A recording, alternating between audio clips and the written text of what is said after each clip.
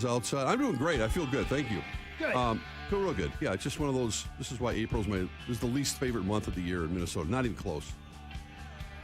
And it's gross out. But anyway, I got a smile on my face. I'm happy to be with you guys. Gross how? Gross out, windy, blustery. It's a twister. It's a twister. Yeah, that's what it is. Gross enough with it's so windy that when you open your car door and I'm parked outside, the door basically came back and wanted to slap me in the face. Yeah, you got blown out there. Whoa! Okay. I'm glad you're indoors. I am got too. slapped in the face? Yeah. Don't look at me. Rosie, we're going to talk sports. We're going to talk NFL draft. You I timed can't it wait. perfectly. My favorite subject. Which one of With those? these two. Oh, Sauce's takes are red hot. you're fascinated with me. I'm Common thinks I'm definitely fascinated with you. It's time for Fan 5 on the Power Trip. Brought to you by the St. Paul Saints. Thank you. The Minnesota Twins had gone 21 up and 21 down, and Clayton Kershaw, a 3-time Cy Young winner and a 1-time NL MVP, had thrown 80-something pitches, 13 strikeouts, and Dave Roberts, the manager of the Dodgers, pulled him. And a batter later, Gary Sanchez got a hit in the 8th. The Twins still got smoked 7-0. Sano is now 0 of 19 with 9 strikeouts. The Twins are off today, and then they face the Red Sox tomorrow in Boston at 1:10. Yeah, Kershaw said all the right things, but we had the game on here. He had thrown, as you said, just 80 pitches. He's incredible. I know it's early in the year. He's you got to keep him healthy. But I don't know if another 20 pitches or less, the way he was throwing it, would have mattered. You got a perfect game going, and you're breezing through this lineup. 6 more outs. I don't think it would have made a difference in month of September if he threw 2 more innings and had got a perfect game. I don't get it. I just don't. I don't get it. I don't think you can take him out. So did we find out what did Dave Roberts say? I think he said he wanted to keep him. I mean, because his first start, he hadn't been stretched out. All those cliches, and I get it. But I Do just, you know? No, I don't. I'm like, no, leave him in. But he had Tommy John last year too, right? Clayton's had injury issues. Yeah, and I know that managers, because they're paying him so much money, they're protecting their product A, B, and C. They got to keep him healthy. But again, to your point, Ben. The rhetorical question, would it really made a difference had he thrown 2 more innings? The way he was 80 pitches in 7 innings. It's not a lot. I think you just go for it. If you have a perfect game going, you're mowing the other team down. They're not making contact. And by the time you get to the 8th inning, what do you think the mentality is on the Twins dugout? Yeah, they want the game over. Yeah, it's freezing out. The weather sucks. We're not hitting the ball. It's April. Yeah, it's April. They hate the weather. Clayton Kershaw, one of the best pitchers in baseball, is on the mound, and we just want to go home. Take your perfect game, jump on each other on the mound, and go home. Sauce, when did you leave? Right after Gary Sanchez's hit. Oh, you did? You were there. Which is, I wasn't going to stay that long, and then I'm like, you got to see a perfect game. You can't. Jeff Passan of ESPN put it perfectly. If it's a no-hitter, you take him out. Perfect There have game. been 220,000 games in MLB history. There have been 23 perfect games. Yeah, there's no hitters Leave every him year, in. like 6 or 7 of them. Yes. This is I'd perfection. say leave him in for the no-hitter, too. Now, Either one. I'm bitter either way. If I'm there at a game and Well, 7 I innings just- in, there's a no-hitter or a perfect game. perfect Why game. did fans I wanted pay to for see a it. ticket then? Twins fans wanted to see it. They're Well, losing the 1-0. The Twins fans had turned to all be Dodgers fans. Every out course. Kershaw got after the 6th inning, they were pumped. Oh, yeah, absolutely. You want want to see it. You a want to see perfect history. game. Yeah. I hate it. No. Okay. Oh. Anyway. Wilder in Dallas tonight to take on the Stars. The Wild are 45-21-6. They've won 2 straight. They're minus 120 on the money line. The over-under is 6. The Wild are 3 points back of second place, the second place Calgary Flames, who have 99 points, Zach Halverson. Well, they're going to play the Blues in the first round. It looks like 95% chance. That's all that matters is they're going to play the Blues in the first round. And haven't they lost like 10 of 11 against the Blues? Why'd you bring that up? I don't know. The Wolves, Rosie, play Saturday against the Grizzlies at 2:30. Love it. I don't think I've ever said this. In the first round of the playoffs, Memphis is the 2 seed. The Wolves are the 7 seed. The Grizzle are minus 6.5. The over-under is 234.5, which is the highest over-under of the first day of the playoffs on Saturday, which is 4 games. That's the highest over-under. Anyone want Greece? Maybe. What's today? Today's Thursday. Oh, my gosh, my Hogs? last shot. No thanks. Nah, I'm Yeah. good. I'm Okay. good. Nah. I'll let this one happen. Yeah. Yeah. Hey, did you decide on whether or not you want the over/under Cat 30 points bet? I decided against it. Although it's going to be, I think he will. I mean, it's going to be close. I think he's going to kind of come back with a vengeance on Saturday. I do. I don't think Memphis's defense will be nearly as effective, and I think they'll counter, and he'll have a 25-point game. How's that? You don't think go with that? Memphis's defense is going to be better than the 8th seed? I don't think Memphis's defense will be better than what the Clippers did the other night. No, I don't think it's possible. I don't think they have the personnel to match up as well as the Clippers did against it. But, I mean, they're going to look at, this more than anyone by looking at football film all the time over and over and over again. You find that weakness and you go after it. The thing that I don't understand is you listen to the comments after the game and you listen to Coach Finch even the next day. I think he was on with PA and he's like, "Yeah, we knew this was going to happen. We expect so what you was just the adjustment? So you just let it happen? Like if you knew every team in the league was going to take their number 4 and put him on Cat and force him to be whatever ball handler, passer, all that stuff, and you saw the way that it was going in the first 8 minutes of the game.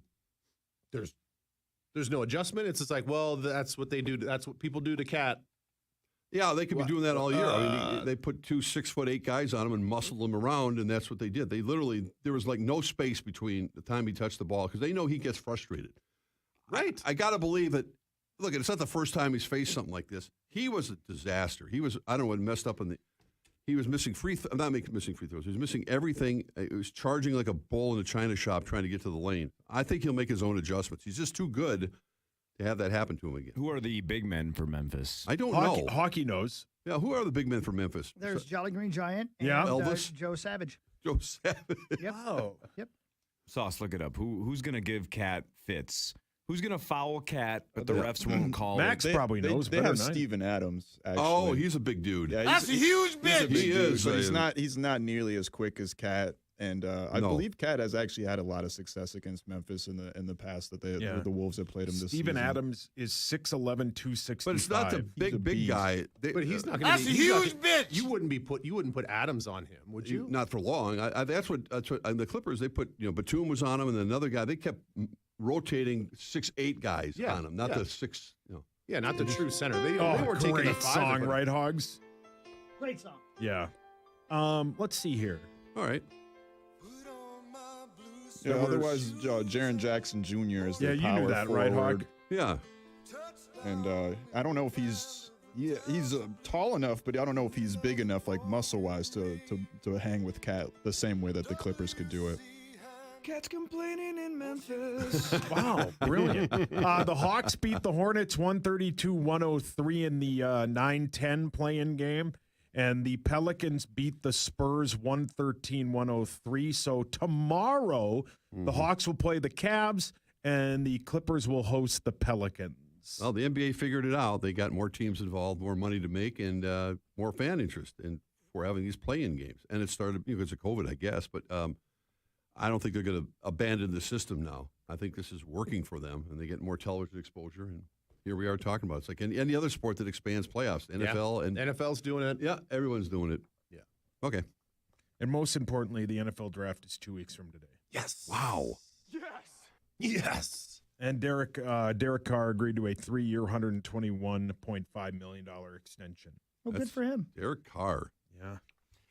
He's Yeah, got never mentioned Devontae him. Adams now, Yeah. his Yeah. college buddy. Never mentioned And him. that stud tight end and the other wide receiver Darren they have is Waller, yeah. incredible. Yeah. He catches everything, like hockey did in the 80s. I don't know why you're taking shots at me, but you're right. Adam Thielen on the new offense. The last few years, it's been the same system, so there hasn't been a whole lot of learning other than learning how they were going to call plays. This year, it's completely different terminology, different formations, so it's a lot of learning, but which is exciting. It keeps it fresh, keeps it exciting, new, and when you have ADD, that's a good thing. Hey, well, interesting drop line there by Adam. No doubt about it. He's sort of alluded to that before, though. Like, That's funny. He talks about how he's hyper, and that's why they say that he's one of the more entertaining guys in meetings because he just can't sit still and he's always talking, he's always fidgeting. Yeah. Probably like that in school, too. Yeah. But probably no surprise. There's a lot of guys like that in the locker room. Oh, are there really? Yeah. Yeah. Yeah. Well, sometimes that's your superpower, right? Yeah. Adam also talked about taking the pay cut or whatever you want to call it, restructuring his contract. Kind of a lot of things, reasons why we did it. I wanted to be here. I wanted to help this team win. What I always want is just to be able to go play ball and have fun and enjoy being around my teammates, around my coaches. I don't want to have to worry about this or that for this contract or going to be a free agent or this or that. So, it accomplished that. It helped the team create some cap space, and for the future, there's some good things. There you go. Yeah. We're glad, Adam Thielen.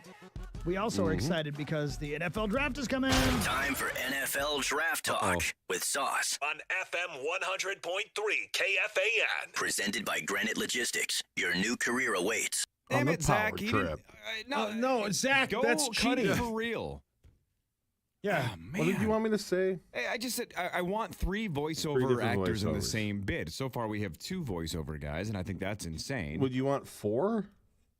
Who would be the fourth? We can get Max involved. 4 is Yeah, two's such a waste of time. Two's 3. a Okay. plenty. 3's the perfect number. It'll be Come ready on, for dude. tomorrow. Man, Zach's Will got it? the worst ideas.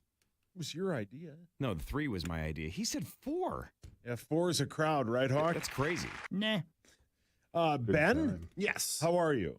Great. How are you? The NFL draft is 2 weeks from today. Everybody in town knows that the Minnesota Vikings have the 12th overall pick. I have a list of 2 players, one on offense, one on defense. We'll start. What's funny? That What? a list is 2 people. No, go You ahead. guys- I'm sorry. No, That's why he was laughing. Yeah, I'm sorry. I have 2 names on a list. Oh, yeah. You fixed it. Yep. One of them is Hell a of a list. cornerback. One of them is Okay. a wide receiver. We'll start Okay. with this cornerback first. What's his name? Because you gave me. Trent. Okay, thank you. Morgan directing traffic. Now lets it fly. Intercepted.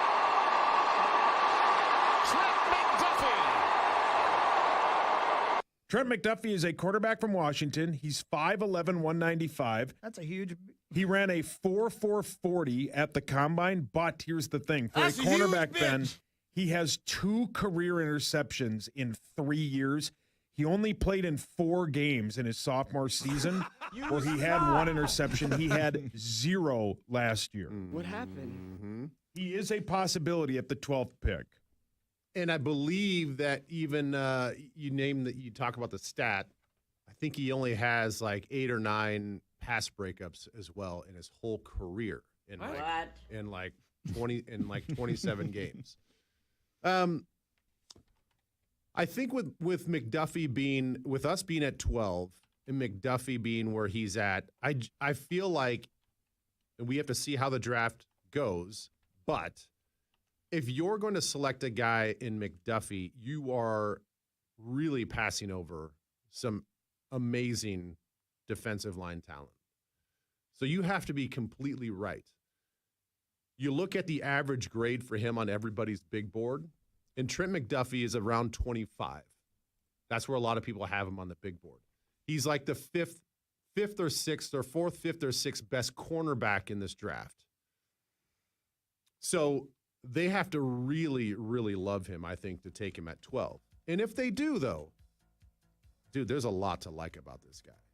A lot to like. I know he gets hammered for his height. He's not a 6-footer. He definitely looks shorter than 5'11" on film. It feels like 5'11's a stretch, but that's, those are the combine numbers, so they're pretty legit. But he looks like he's shorter than 5'11. The guy can blitz. He has tremendous feet. He's very loose with his hips. He plays with a bounce in his step.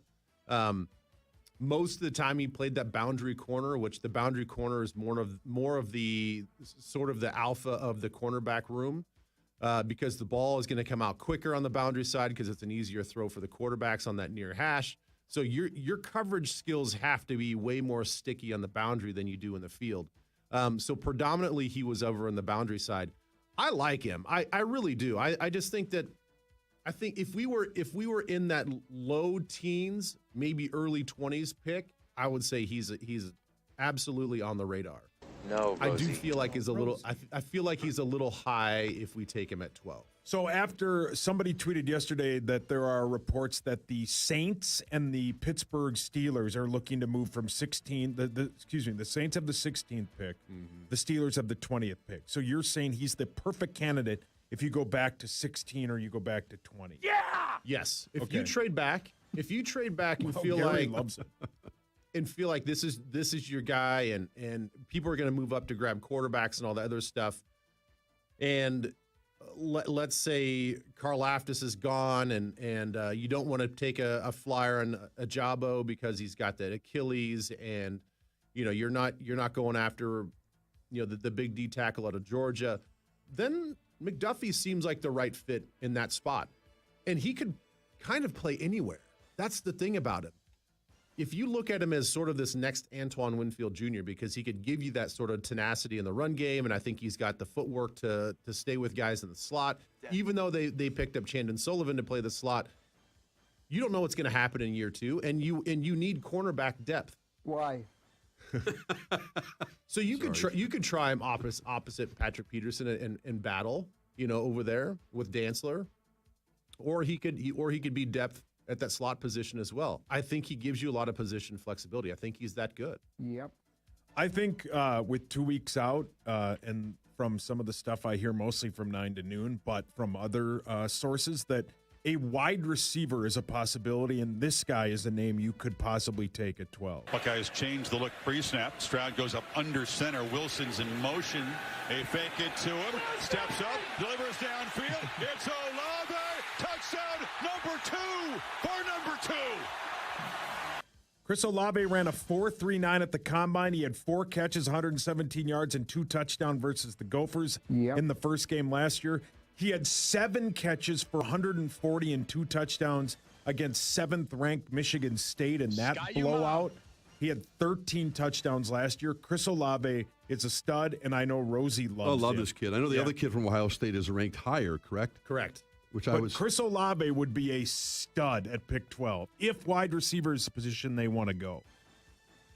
That is the whole, this groundswell of momentum for the Vikings grabbing a wide receiver at 12 is so interesting to me. I just don't see it. I feel like you really are just saying, all right, KO, you're getting your first stint as a head coach. We're going to let you make this first selection, and we're going to let you build up this offense even more than what it is. And we're going to let you grab a skill position guy at wide receiver and bypass all of these defensive players in which we need defensive help. It seems like it'd be a personal choice and a favor versus what's best for the team. Don't they have they have enough weapons right now? When healthy, they only have one football, and they have Dalvin. They got to feed him. I agree with you. I can't imagine not going defensive. Yeah, but you don't know what you got in Irv Smith. He didn't play all of last year. And Thielen is great, but he's 32 years old. If you have a guy in this dynamite wide receiver draft that is there at 12, I think they think about it a lot more than people give them credit for.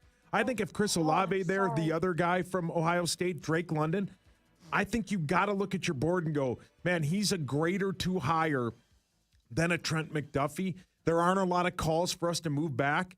I just think with this team and the way that they were, I think they might go best player available, and it might be a wide receiver if Stingley and Sauce Gardner are gone. I love you, Paul. Thank you. I think that you could make the argument for going for best player available, and if you think on the board at that point in time is Olave, then I guess, we don't know those internal dialogue and their grading system. If they have him as the best player available and they sell it to the public that way, sure, you can make this offense unfreaking believable with all these weapons.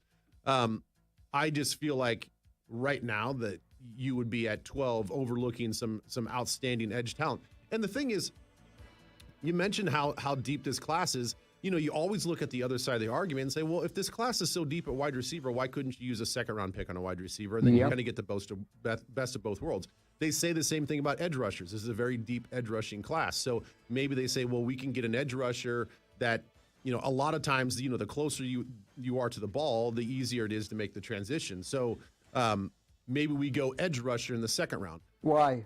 But so with Olave, though, Olave is interesting because where do you project him as in the NFL or specifically with this team? I don't think that he is your number 3 in the slot type of player. He is more of a down the field, tracks the ball extremely well type of guy, shows off that speed, understands how to find those voids in the defense.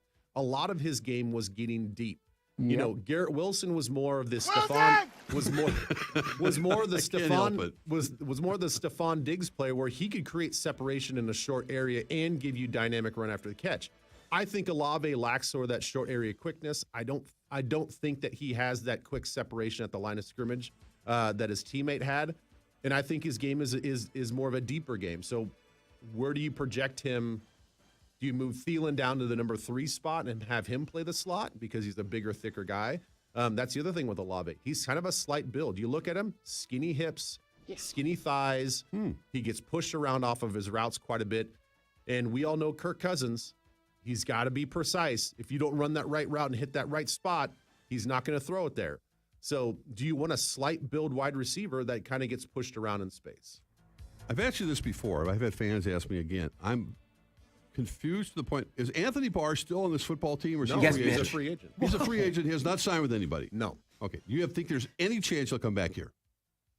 Yes, bitch. Wow. What? You didn't say that. Did you just say Rosen? I didn't say yes, bitch. I don't think you did. I don't know, man. I think that he is stuck in scheme purgatory. I don't know where you put him. You know, Interesting. They with the addition of Hicks at the other inside linebacker spot, they're telling everybody that he's the starting linebacker. Yeah. So he's not there. Doesn't seem like he's coming back. If you think Daniil Hunter is on one side and Za'Darius is on the other, then your 2 outside linebacker starting spots are filled. Yep. Where does Anthony Barr fit? I don't think that he wants to come back to this team and be a backup. I have no idea. All right, thank you. So I think that all the indications point that he is not going to be back with this football team. But the larger point is, he didn't sign with anyone. Why yet. hasn't anybody touched him? Yeah, that's what I'm saying. That's the bigger question. The knee? Isn't it? Is that chronic knee issue really that big of a deal? It to me, that's the only red flag is his injury history and this problematic knee. Last one. With 2 weeks to go, if you had to be right and you had to put money on it, what position do you think the Vikings take at 12? I think something along the defensive line, either edge or one of these guys that they think that can play a 4 or 5 technique with their hand on the ground. I don't believe that. Wow, that leads you, Ben. So yes, I would lean towards somebody on the defensive front, whether you think it's an outside linebacker or something. Because here's the other point about Za'Darius. If I understand the reports correctly, the contract is extremely friendly for the Vikings. It's basically a game-by-game basis. Yeah, it's like a 1-year deal. They're paying him when it comes to guarantees. It's just like if he plays the game, he gets paid. If he doesn't play the game, he doesn't get paid. Not one bit. If you're that concerned about his back issues to where you put him on a game-by-game basis with your paycheck, that doesn't put a lot of confidence and faith that he's going to be the guy going forward after this year. So why wouldn't you hedge that bet and go with another edge rusher and just have a rotational guy that, hey, we're only going to give you 35, 40 snaps a game, but if you get us, 13 sacks and a bunch of quarterback hits and be disruptive, it's a hell of a pick at 12.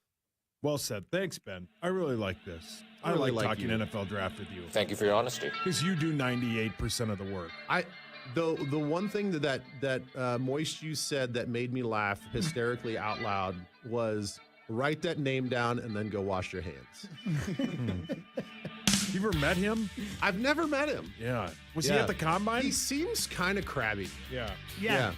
I would Especially agree. to you. He hates him. He hates me, but you can see why. But right off the bat, he hated me. Yeah, he's always hated me, yeah. Yeah. We're going to have him on the week of the draft. He used to talk over him all the time, and he hated that. Yep. Yeah. That's why he always tells you to shut up. You know? Sorry, Daddy. Had you ever heard of any of those players he brought up? Only a couple. Yeah, right. Yeah. Well, that's. But the thing I love gets about paid him to is do it, he knows these guys at the lower levels of football that I think often people overlook. Yeah. Yeah. You know. How about the kid who's allergic to water? I mean, that's going to be a problem. Hey, there are people out there that are allergic to the sun. That's true. Yeah. Hi. Brilliant. Front Page, not Front Page Sports. What do we call it again? Fan 5. Oh, yeah, Fan 5. Yeah. Fan 5's next, and headlines will play a much better title. Rosie's here, Lieber's here. It's the Power Trip Morning Show on the Fan. On the Fan.